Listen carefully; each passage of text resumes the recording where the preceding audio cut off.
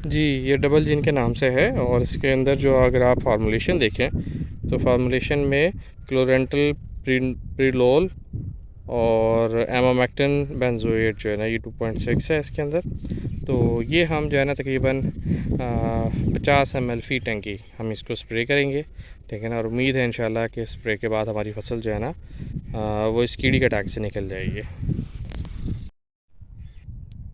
बिस्मिल्लाहिर्रहमानिर्रहीम। इस वक्त जो है ना हम ज्वार के अंदर खड़े हुए हैं और ये जो है एक लौ वाली, जिसे उर्फ में सिब्बी की ज्वार कहा जाता है, वो ज्वार है और चारे के लिए हमने काश की है। अच्छा, इसमें जो है ना हमें पिछले दिनों महसूस हुआ, बल्कि जो है ना इसके अंदर स्टेम बोरर जो है, जिसे उर्फ में कीड़ी कहा जाता है, उसका अटैक आया। आप ये देख सकते हैं, ठीक है ना।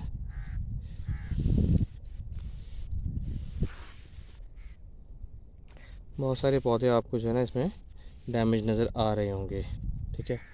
अच्छा, 2 स्प्रे इस पे हम कर चुके हैं, आज इसको तीसरा स्प्रे करने वाले हैं। काफ़ी हद तक तो रिकवर कर गई है, लेकिन फिर भी कहीं कहीं कोई कोई पौधा हमें डैमेज नज़र आता है।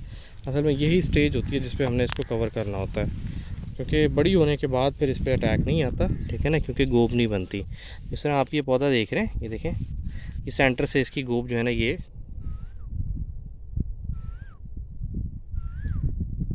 देखें, ये स्टेम है वो जो हमने इस पौधे से निकाला है, और ये देखें दरमियान में से गल गया है, इसीलिए इसको तने की सुंडी या स्टेम बोरर कहा जाता है। अच्छा, जब वो दरमियान में से गल गया है तो ज़ाहिर है पौधे की ग्रोथ नहीं होगी, ठीक है ना। इसी तरह के और बहुत सारे पौधे हमें ना यहाँ पे नज़र आ रहे हैं। अच्छा, इस पर हम क्या करने लगे हैं, इसके अंदर हम जो है ना